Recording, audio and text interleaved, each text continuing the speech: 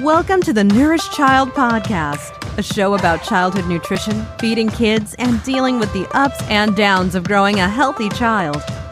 Here's your host, registered dietitian and childhood nutrition expert, Jill Castle. Camp Shane, Camp Camelot, Camp New Heights, Camp Jumpstart. What do these summer camps have in common? They focus on weight loss for kids who are overweight or who have obesity. Every week, I send out a newsletter called The Munch. In October, I highlighted an article from the New York Times about Camp Shane, a weight loss camp for kids. It sparked a lot of comments from readers, and one in particular stood out. It was from my guest today, Lauren Harris-Pincus. Lauren is a nutrition communications specialist, speaker, spokesperson, and registered dietitian in private practice. Her business is called Nutrition Starring You, and it's based in New Jersey, where she specializes in weight management and prediabetes. She's authored 2 cookbooks, the Protein Packed Breakfast Club and the Everything Easy Prediabetes Cookbook. And she is formerly a child with obesity herself. She dedicates herself to combating the growing adult and childhood obesity epidemic. And I'm very pleased and happy that you wanted to come on the show today, Lauren. So welcome to the Nourished Child Podcast. Oh, thank you so much, Jill. I'm thrilled to sit down for this conversation today. Well, let's get started by getting to know you just a little bit better. I know I read your bio, but we always love to hear I love to hear my guests talk about the work that they do in their own words. So tell us about the work that you do right now. My work has evolved over time. I've been a registered dietitian for over 25 years. I joke that there was no internet when I was in school, no email. So things have certainly changed over, a few decades. Right now, I'm primarily a media dietitian, so I do a lot of media work, contributing to publications, both writing and being interviewed for them. I work with brands in speaker and spokesperson roles to try and promote healthy products that I enjoy myself. I also have had a private practice for over 25 years where I do specialize in weight management and prediabetes. And I've authored 2 books, like you said. So I dabble in a lot of different things, but it's always interesting. Yeah. Well, and you're a mom as well, right, Lauren? Yes, I have a 21 and an 18-year-old.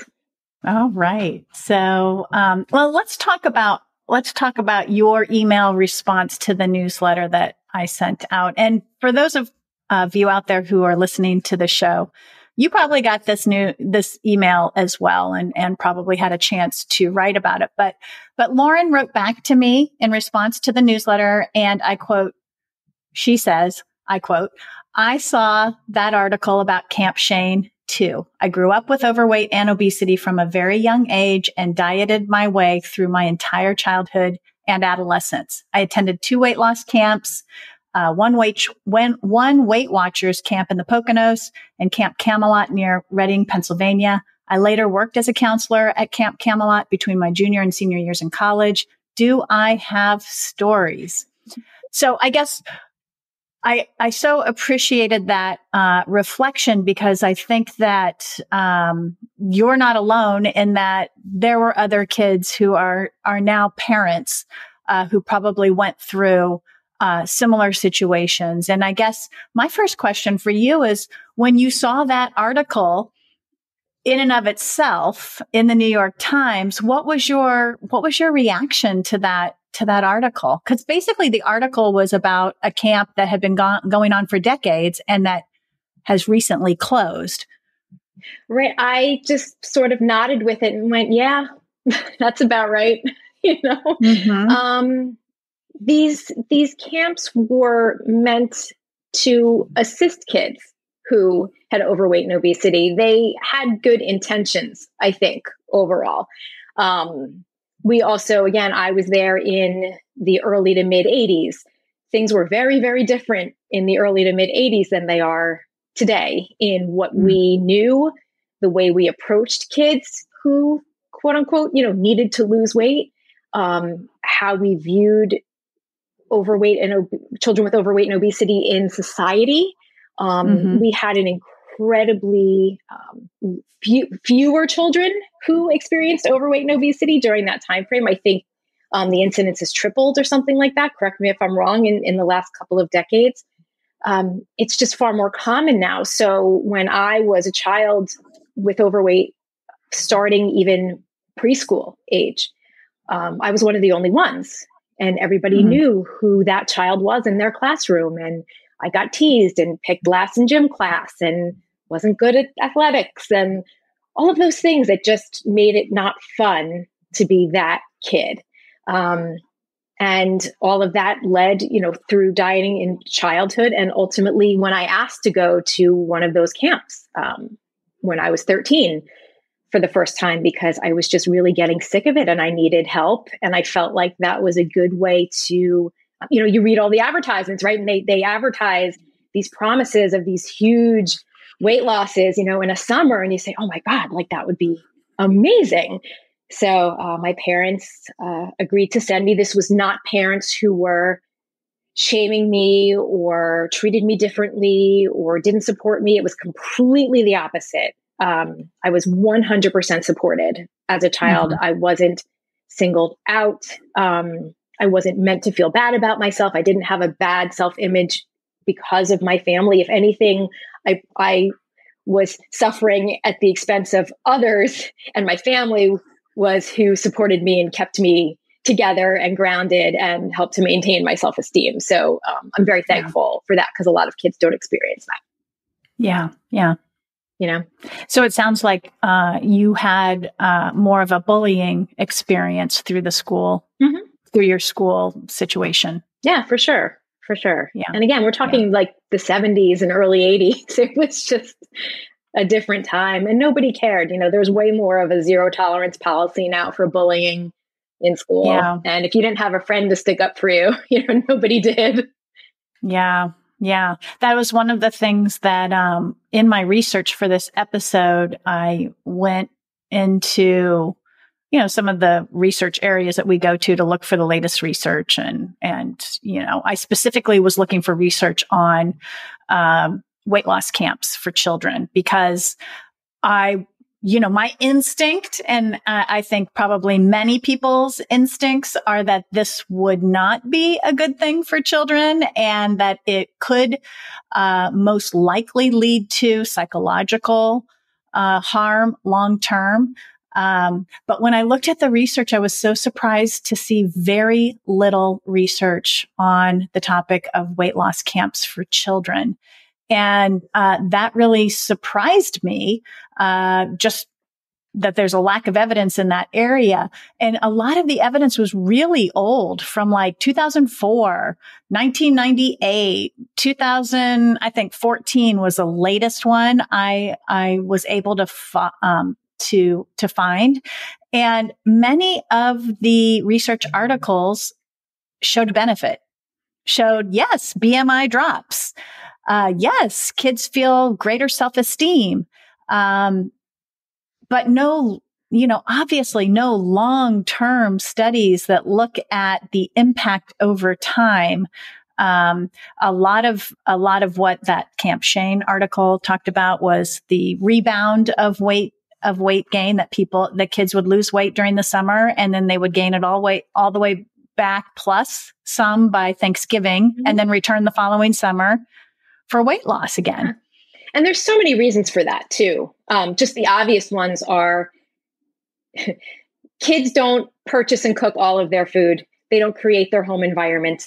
They don't create their school lunch programs. These kids are going from essentially being starved and working out all day to going home and sitting in a chair in school all day long and going back to the home environment where they gain weight in the first place. So that's just logic, as to why their weight tends to come back. I always say it, the kid is a member of the family. And if you have a child with overweight or obesity, it's largely possible that the family also has individuals with overweight or obesity, because we know of the huge genetic component. Whatever lifestyle habits occur in the home contribute to it. largely, right? Because children don't live in isolation. So unless you fix the source of the issue, the kids are going to go to camp, they're going to lose weight, they'll learn something, and hopefully, they do cooking classes and those types of things. So hopefully, the kids do learn some skills and learn about how to read food labels or how to pick things. But in large part, they're kids. So they're not the ones in charge of their health that way. So it just makes sense that they go home and gain it back. And I will say, when I said I had stories, there were a lot of strange eating habits that came out of going to a weight loss camp. So first of all, at both of them, the girls were given 1,200 calories and the boys 1,500. It didn't matter if you were 8 or 18, if you were 100 pounds or 300 pounds. The girls got one calorie amount, the boys got another calorie amount. And you worked out, I'll say worked out loosely, 6 hours a day or so. And that's not including all of the walking back and forth between wherever the bunk was or the dorm if you were on a college campus, because I did both, to wherever the mess hall was or wherever the activities were. Sometimes it was sports or things that just were more fun, like a dodgeball thing where you're moving around, but it's not like an aerobics class. But there were days where it was very, very active, intense physical activity meant to burn calories, an hour swimming laps, an hour aerobics class, an hour playing basketball, an hour on the track, all of those things. In large part taught by counselors who were not whatsoever certified in that vocation. I was teaching aerobics classes. I had no business teaching aerobics classes when I went back to work as a counselor. So that was a little scary, especially since you're dealing with children who likely have medical conditions as well, and who, haven't been exercising to that extent. So when you take kids who've been sitting in school all year and they come there and all of a sudden they're expected to do this amount of physical activity, it's not easy for them and not 100% safe either. It almost harkens to The Biggest Loser in a way for kids. It was The Biggest Loser for kids. Absolutely. Wow. There were weigh-ins once a week and everybody was, dreaded it and couldn't wait at the same time. And the whole thing of what'd you lose? And then it's a competition. Like somebody lost this much, somebody lost that much. And then you feel badly about yourself if you didn't. You're like, what'd I do wrong? And then you're thinking, can I even cut my food further maybe so I can lose more weight? I will tell you, the first camp I went to, the Weight Watchers one, it was in the Poconos. And I mean, talk about getting used to black coffee with sweet and low in it as just something to put into your body. And man, did that taste bad. But you just got used to it. And what we used to do was we used to send our counselors out with like whatever pocket money we had so they could go to the store and they would bring us back just buckets of sugar-free gum and sugar-free Kool-Aid packets. And we would pour the powder into our palm and lick our finger and like eat the sugar-free Kool-Aid with our fingers. So we basically had perfectly stained fingers and palms that you see everybody walking around camp with like blue or purple or red, like fingers and palms from all of the dye in the powdered Kool-Aid packet that we would be like Fun Dip. Like, remember that? Yeah. Like literally Fun Dip thing. But with your finger. It was crazy. We also like the treat of the world would be a frozen diet soda that you would just like scrape away at with your spoon to try and like an Italian ice. But it was a frozen diet soda. I mean, like I said, you would do anything to come up with weird combinations of things if you were allowed extra lettuce or if you were allowed some way to get anything that had volume in it to fill you up a little bit more. Wow. Do you recall being hungry? Like feeling hungry? It's hard to say. I'm guessing if I was downing black coffee with sweet and low, I was probably hungry. Yeah. Suppressing your appetite. Yeah. As much as possible. Yeah. So there were definitely weird, anything that was available that was free. Like you got, let's say, one milk serving with each meal, but you didn't want to drink a glass of milk because that was just drinking. So if you got, like, let's say non-fat yogurt as an option, you'd be like, okay, what can I do to this to make it better? So there was like a sugar-free hot chocolate packet. So you'd say, oh, awesome. Okay, I can stir this into the yogurt. There's a reason why there aren't chocolate flavored yogurts, really. Like when you think about it, when you go to buy yogurt in containers to eat it, there really isn't a chocolate flavor because it just doesn't go. Yeah. Yeah. So that was just another interesting thing. We're like, I don't care. I got my yogurt. So it sounds like a lot of sort of disordered thinking and practices around food and I mean, is it fair to say disordered eating could be an outcome of just the way the structure and the restriction was set up? I mean, we know, and I've talked about this on this show before. We know that restriction is something that very much drives obsession and food seeking behaviors, and so obviously they're restricting certain types of food there, right? I'm sure you're not having candy and cakes and cookies and all those kinds of foods at weight loss camp. And that can really drive your desire and behaviors towards finding foods that are going to satisfy that need or that desire for those foods that you're absolutely not allowed to eat. Oh, 100%. 100%. And that's just common sense. I mean, we know that.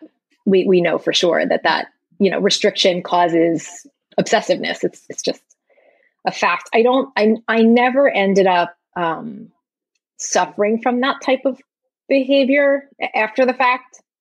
Fortunately, I'm sure there are people who did. Mm-hmm. But you go home and like I said, I had a very supportive family. So I would come home with like the cookbook that you got from being there for the summer of different recipes that they made. And, my mom would cook them and my family would eat them. I wasn't singled out. That's, that was dinner or whatever. Back in the day, remember, we didn't even have a microwave yet. If you wanted like a Weight Watchers frozen dinner, it had to cook in the oven for 45 or 50 minutes or whatever it was. So I didn't live in a time where ultra processed food was like readily available quickly. So it was almost easier in a sense that you ate the family meal because that's what there was. And my mom cooked healthy every night. We didn't have a lot of junk food in the house. I lived in a house with 3 very thin people, and I was the one that was heavier. We had extended family with obesity. So there was definitely a genetic component there. It just didn't happen to be within my immediate household.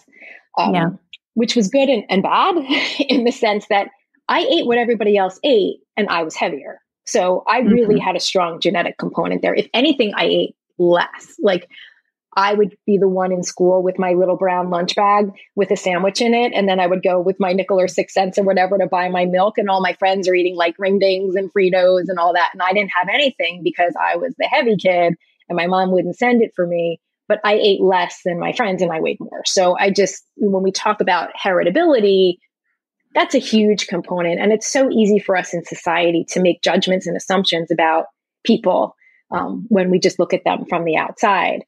But I definitely was not one of those people. Yeah. Yeah. Let's dive into that a little bit because I'm not sure that my listeners really will understand when you say heritability is such a big factor. And I know we talk about, from a professional standpoint, we talk about obesity as a disease and that it should be treated as a disease, not a failure of willpower or poor food selection or not enough exercise or what have you. Share what your thoughts are around that or what you know about heritability. Yeah. So we've learned that your propensity to develop obesity is up to 70% inherited. And I think we're going to learn more and more about that as we go along, because just as we understand more about genetics and identifying different genes, it reveals a lot. But your ability to gain weight is very much inherited. It's not entirely inherited and it's not entirely out of your control.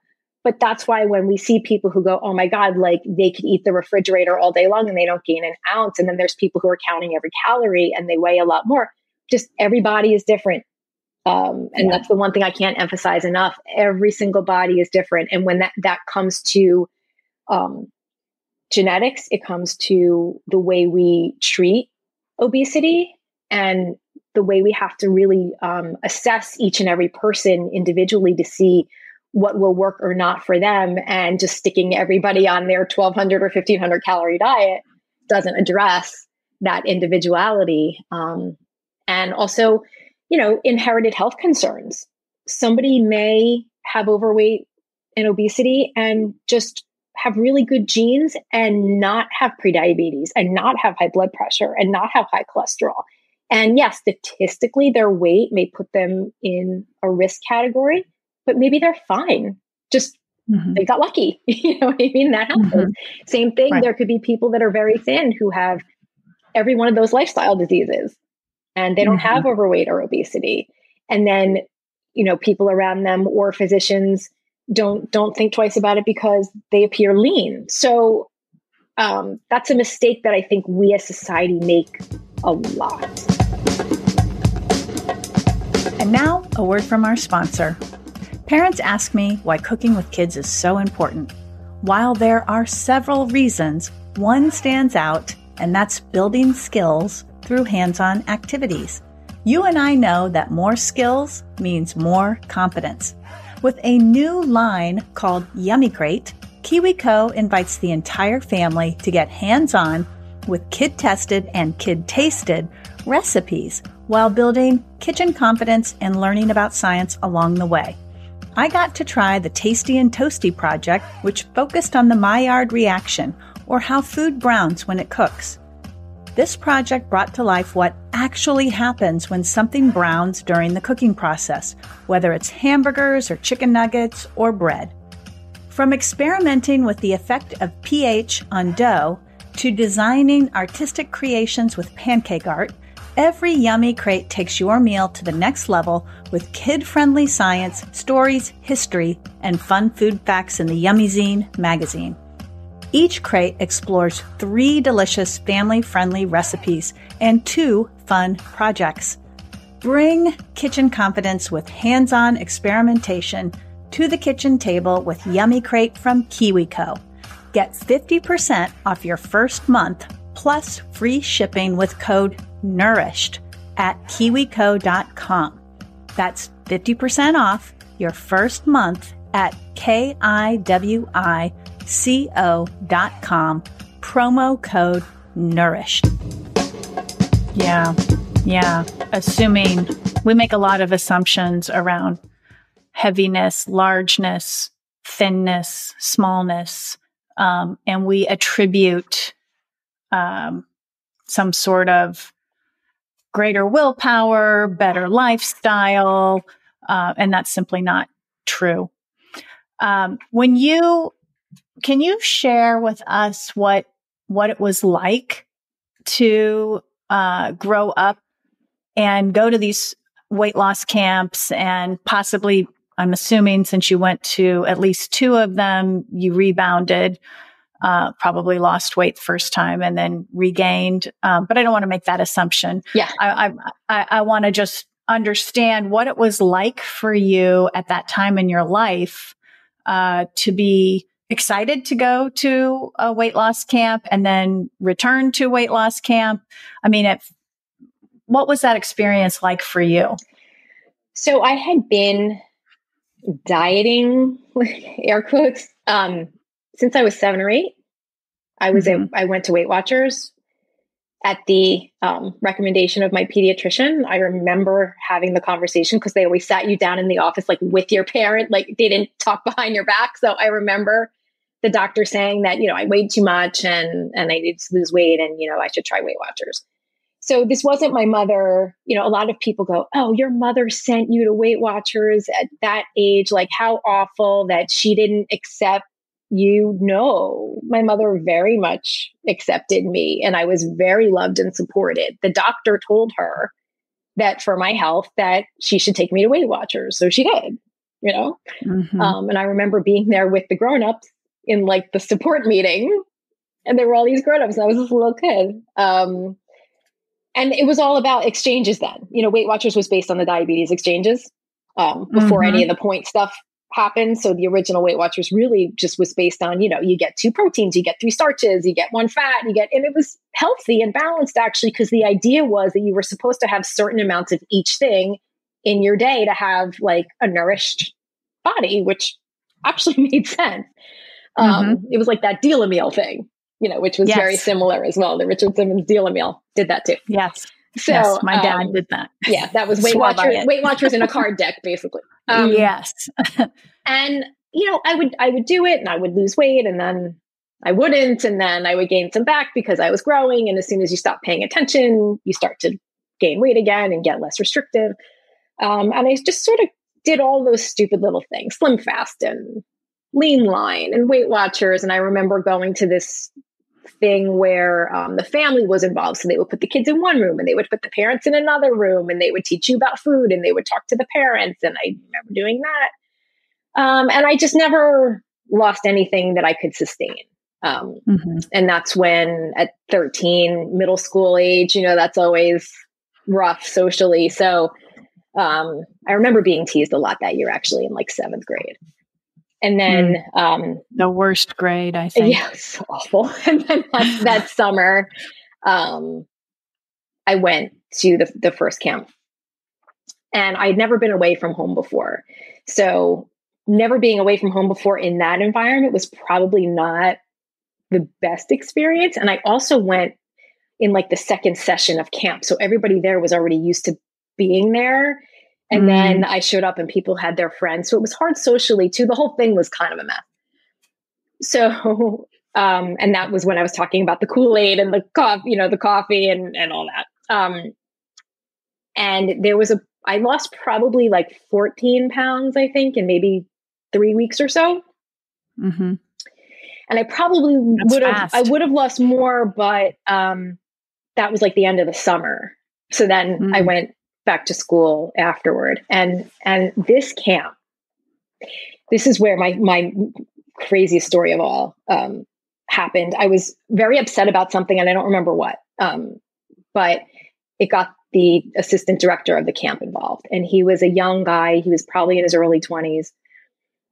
And I was on a 3-way call, like with him and my mom, and I wanted to go home.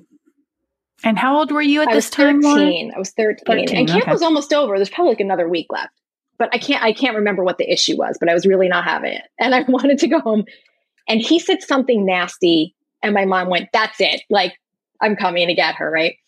So he called me to the office and he was trying to get me to stay. And his way, remember, I'm a 13-year-old girl, and this is a young 20-something-year-old man. And his way of trying to get me to stay at camp was to tell me, fat girls don't get boyfriends. That's what he said to me. Fat girls don't get boyfriends. That was going to convince me to stay at this weight loss camp. And I just basically went, I am out of here. Like I didn't let that get to me. Thankfully, I'm not sure why. Like that didn't really sit in my head as a trauma, I don't think. And it's largely because I told my mom and she wanted to strangle him with her bare hands. But like I said, I had so much support and I had good self-esteem because of my family. So I didn't let his words, affect me that much, but I clearly never forget it. And it really sits there. And that individual actually, I believe, still runs weight loss camps. And I won't throw him under the bus because I'm not that person, but yeah, no. And I'm sure he's changed because I'm sure he was immature and I'm sure he grew up, but yeah. Is that crazy? Well, those comments about your weight size or shape, they really stick like Velcro. And I think the other thing that I'm hearing from you, that I'm getting from you, is that your family was immensely supportive to the point where that really mediated the traumas that you were experiencing. And just a couple of shows ago, I had Dr. Kelly Fraden on the show, and she talked about ACEs, acute childhood experiences, which are traumas.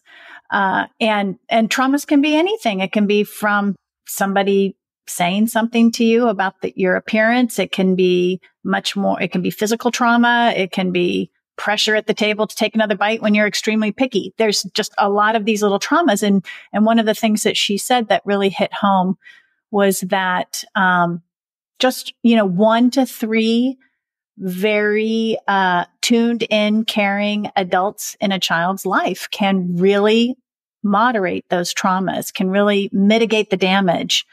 And it sounds like you had that in your own family unit, which is wonderful. That being said, I think that my guess is that when you put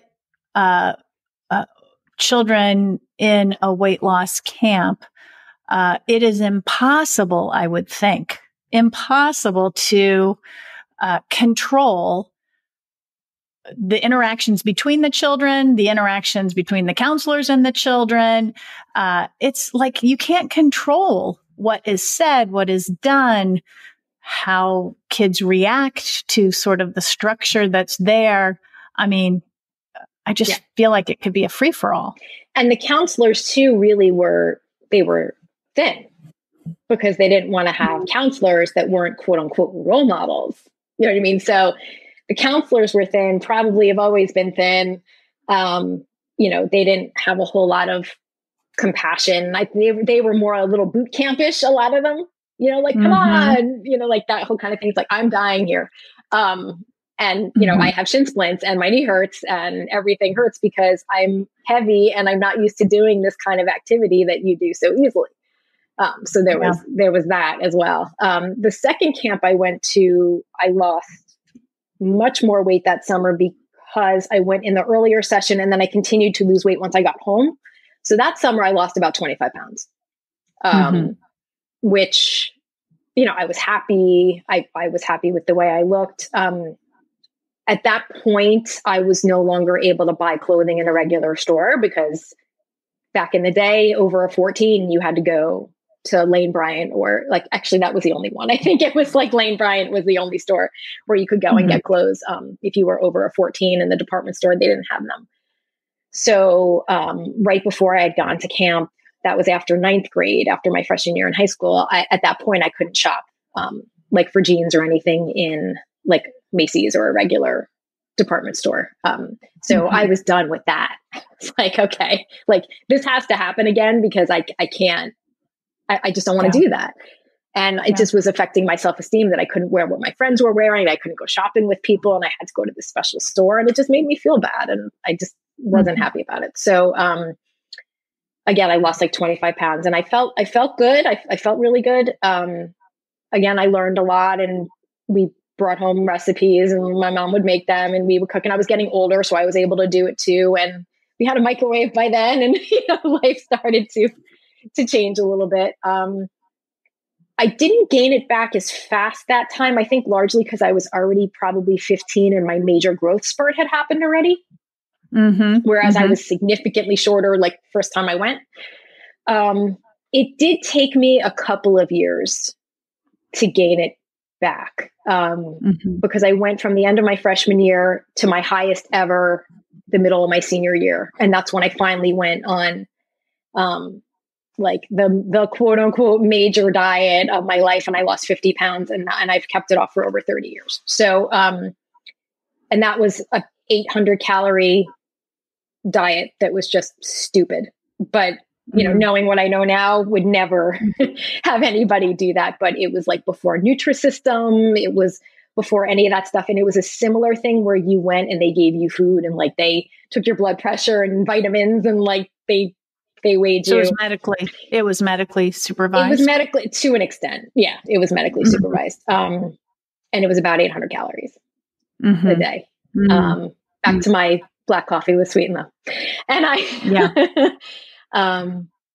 but I was so tunnel vision. I didn't care. I was a senior in high school and I said, I can't do this anymore. Like I can't keep up with my friends. I can't wear the clothes I want. Like I can't, exercise the way I want. I just was not happy about it. And I'm like, I need to go to college differently. I need to start over. I need to take control. Everyone gains weight in college too. Like if I don't If I don't learn and really start taking responsibility for myself now, I don't know what's going to happen. So, I did it, and I'm sure it was not the best thing. My metabolism was definitely messed up from that forever.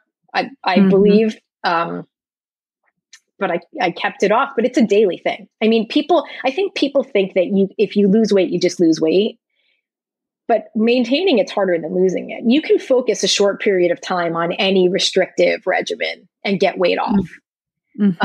It's really the lifestyle that follows it, that includes healthy eating, that includes physical activity, that includes stress management, good sleep hygiene, all those things. It's not just about calories. And that's where I think people miss the boat a lot, especially when it comes to kids.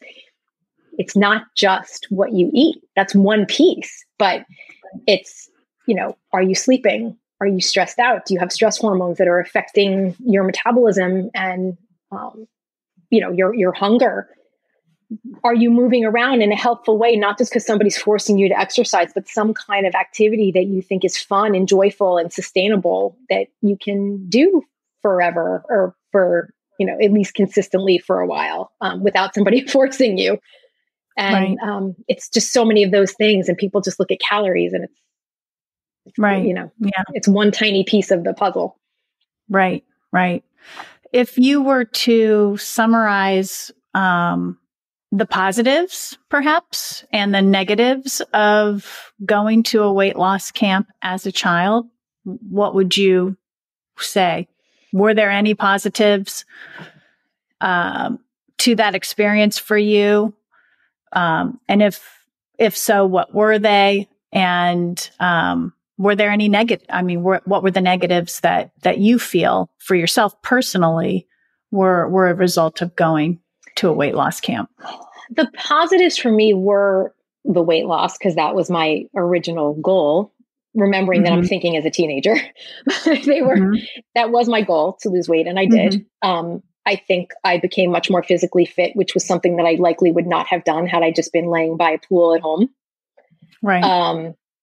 And I did develop some skills, some cooking skills, some nutrition knowledge. I also, socialized with people that I wouldn't have met otherwise. And I did get some experience being away from home, which was also healthy. Not relying on my parents for everything. And it wasn't all bad. It wasn't like torture every day or anything.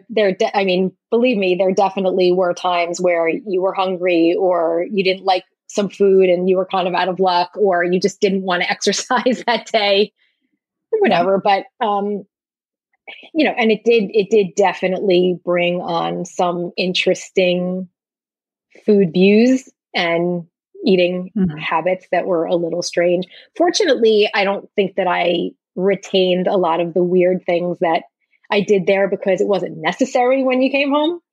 Yeah. You had access to food and a kitchen, and if you were starving, you ate something, as opposed to, begging for black coffee with sweet and low. And also you just weren't able to exercise like that. So it's not like you had a drill sergeant on top of you when you got home. I think if done well, and it's hard, if done well, I think it can be a great experience. But at the end of the day, it has to involve the family, because if you send somebody back to the environment they came out of that led to their weight gain, or led to whatever habits brought them to come to the camp in the first place, unless you address that, it kind of doesn't matter long term. And I think I don't know how to fix that. Yeah. But that's the unfortunate part, I think, is that no matter what you teach the child, if they go home to a house full of junk and fast food and, and takeout, and, without being supported with all those healthy whole foods with fruits and vegetables and lean proteins and whole grains. And if you don't have that readily available, you don't really have a great chance of succeeding. So there's a lot of factors there. But I think the biggest one is that people they look at the food and they forget that there's a whole person involved here. There's a whole person that is much more than what they weigh. And their overall health is the number one important thing. And nobody ever talked about health. They only talked about weight. Yeah. I suppose also that every child is a different child and comes to the table with a different temperament and in a different developmental stage. And I mean, I can think of kids who would be negatively affected by some of the comments and some of the, things that they were asked to do, that they would have, traumatic experiences in a situation like that, just based on their personality, right? And I think what we don't know is we don't have long-term evidence about the psychological impact of participating in weight loss camps.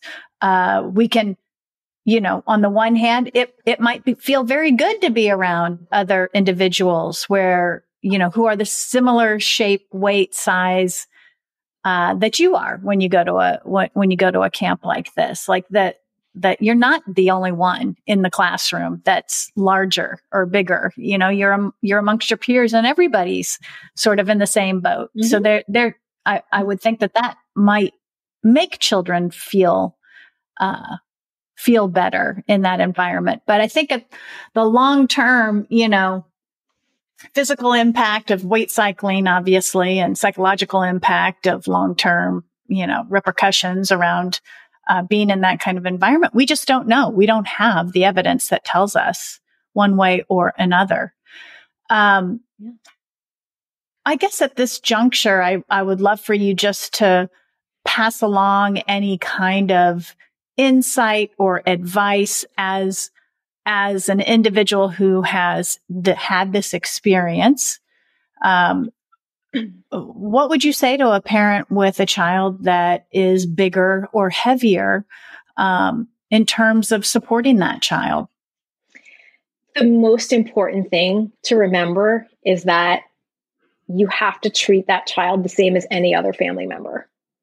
When you single out a kid with obesity as having different food rules or different exercise requirements or restrictions, it's not going to result in weight loss. And it's certainly going to affect their relationship with food, their relationship with you, their self-esteem. Everything needs to be adopted by the entire family.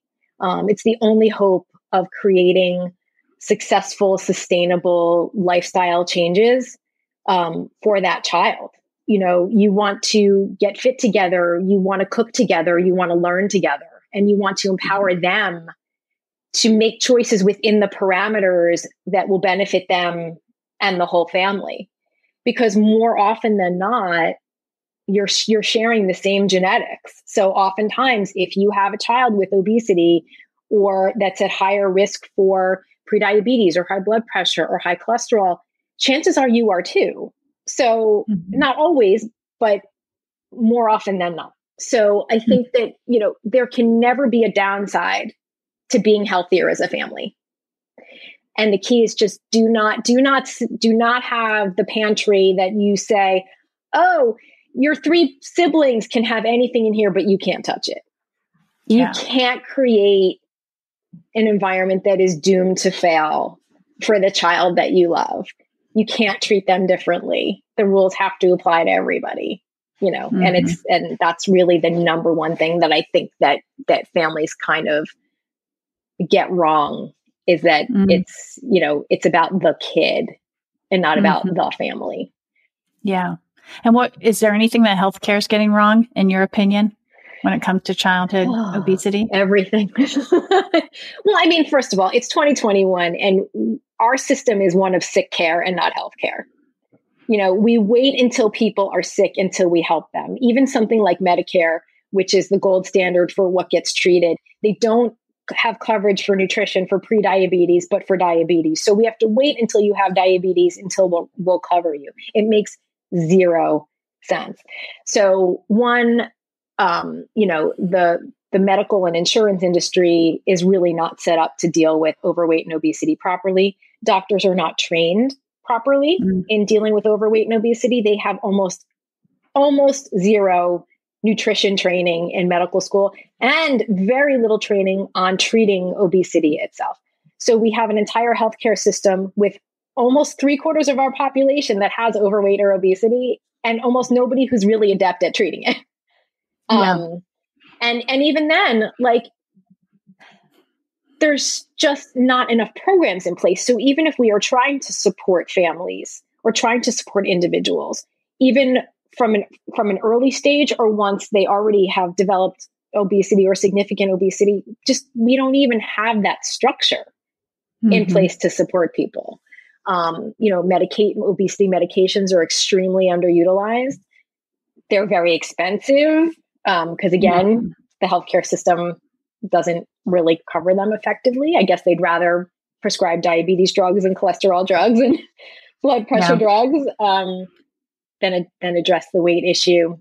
It's difficult. And I think the other thing too is that, societally, we don't value nutritious food the way that we should. And that's a whole nother conversation. But I always say kid food isn't kid food. There's no such thing as kid food. Yeah. Food that's filled with sugar and dyes and all of these unhealthful, non-nutritious, ultra-processed things. Kids need more nutritious food. It's like growing a garden, right? If you try and grow your garden with lousy soil and inadequate sunlight and water, what kind of plants are you going to have? But yet we give our kids all of this junk food because it's all for kids, but they need more nutritious food. So, and then at what point are they supposed to say, I'm not going to eat that anymore because I'm not a kid anymore? The whole thing never made sense to me. So there's so many things that affect this, but ultimately the flaw is in the messaging in the healthcare system. Eat less and move more is useless advice, basically useless.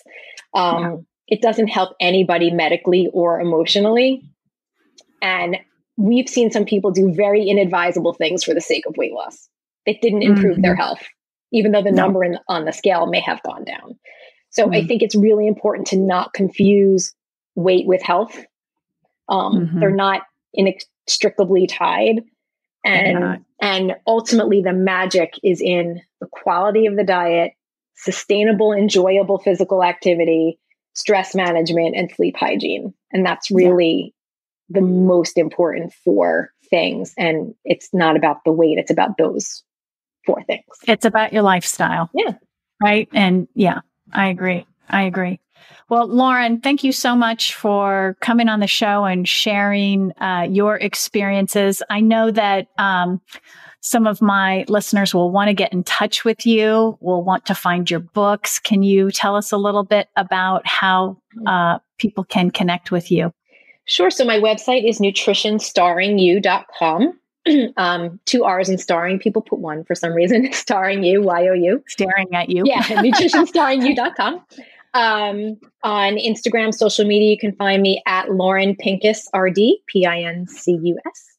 My books are the Everything Easy Prediabetes Cookbook and the Protein Packed Breakfast Club. And of course, you can find those on Amazon, or if you go to the cookbooks page on my website, there's other places that you can find them as well. Awesome. Thank you, Lauren, so much. I really appreciate everything you had to share with us today. Thank you so much, Jill.